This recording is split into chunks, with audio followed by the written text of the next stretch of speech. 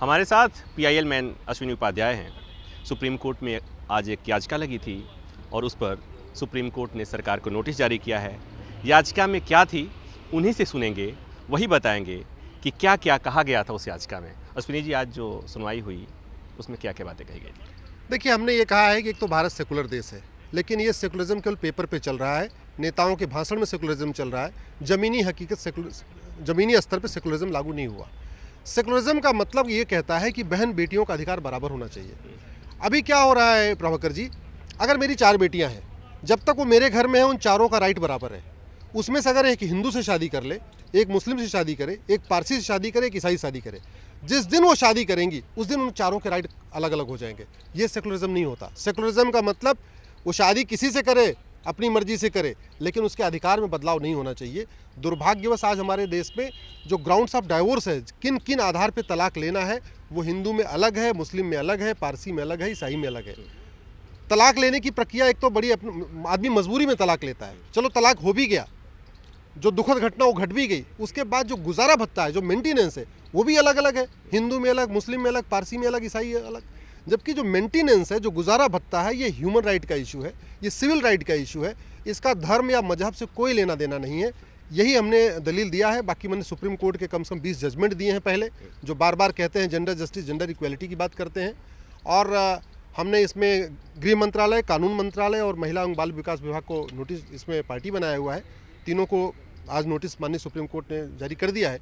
मैं आशा करता हूं कि केंद्र सरकार अड़ंगा नहीं लगाएगी, बहुत जल्द से जल्द इसमें जवाब दाखिल करेगी और देश में यूनिफॉर्म ग्राउंड्स ऑफ डाइवोर्स यानी तलाक लेने का एक समान अधिकार लागू होगा।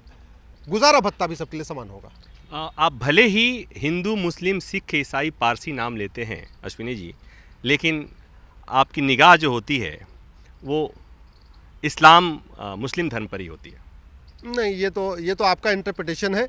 हमारी एक भी याचिका ऐसी देख लीजिए जिसमें हमने किसी धर्म के खिलाफ किया हो। सच्चाई ये है कि मेरी जितनी भी याचिकाएं हैं वो सभी बहन बेटियों के हित में होती हैं, चाहे वो हिंदू बहन हो या मुस्लिम बहन हो, पारसी हो। चिंता ज़्यादा मुस्लिम बहनों की होती है। देखिए, जब समानता आएगी तो सबको लाभ होगा। जो लोग आज थोड़ा पीछे हैं उनको ज़्यादा लाभ हो जाएगा और जो आगे हैं उनको कम लाभ होगा। तो ये सच है कि ये मेरी याचिका से मुस्लिम बहन बेटियों को ज़्यादा बेनिफिट होगा, उनको ज़्यादा लाभ होगा। क्यों? क्योंकि अभी उनको 3 महीने का गुजारा भत्ता मिलेगा। अगर सरकार ये तय कर देती है भाई 5 साल गुजारा भत्ता देना है, तो 5 साल सब देंगे, हिंदू भी देगा, मुस्लिम भी देगा, पारसी भी देगा, ईसाई भी देगा। देखिए, तलाक अपने आप में बड़ी पीड़ादायक स्थिति होती है।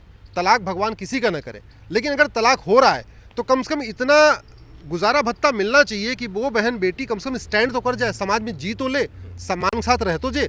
ऐसा न है कि वो आत्महत्या करने के लिए मजबूर हो जाए। लेकिन एक बात बताइए, ये जो बात मांग आपने की है वो समान नागरिक संहिता की जो लंबे अरसे से जो बहस होती रही है और सरकार ने कभी इस पर क्लियर स्टैंड नहीं लिया, ये भी तो उसी दिशा में मांग की गई है आपकी, उसी दिशा में जा रही है।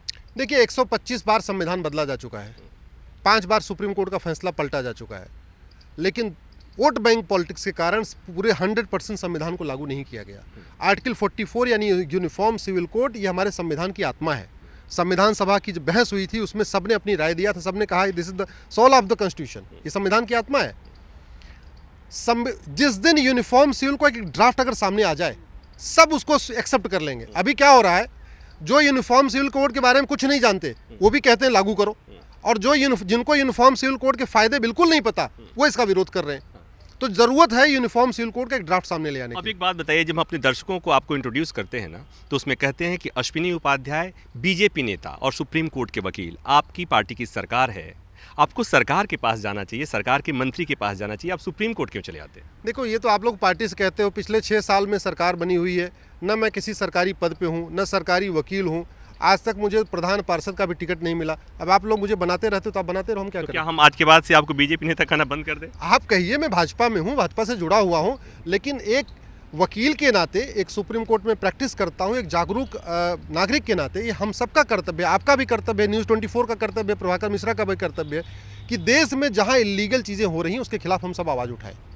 तो आपने सुन लिया, सभी धर्म के लोगों में तलाक का, गुजारा भत्ता का एक ही प्रावधान हो, एक ही व्यवस्था हो, यही याचिका दायर हुई है सुप्रीम कोर्ट में, अश्विनी उपाध्याय ने दायर की है और उस पर सुप्रीम कोर्ट ने सरकार से जवाब मांगा है। कैमरामैन उमेश के साथ प्रभाकर मिश्रा, न्यूज़ 24। नमस्कार, मैं हूं मानक गुप्ता। अगर आपको हमारा ये वीडियो पसंद आया हो तो इसे लाइक और शेयर जरूर करें, और हाँ, हमें सब्सक्राइब और फॉलो करना ना भूलें ताकि आप देश और दुनिया की कोई खबर मिस ना करें। तो जुड़े रहिए हमारे साथ और देखते रहिए न्यूज़ 24।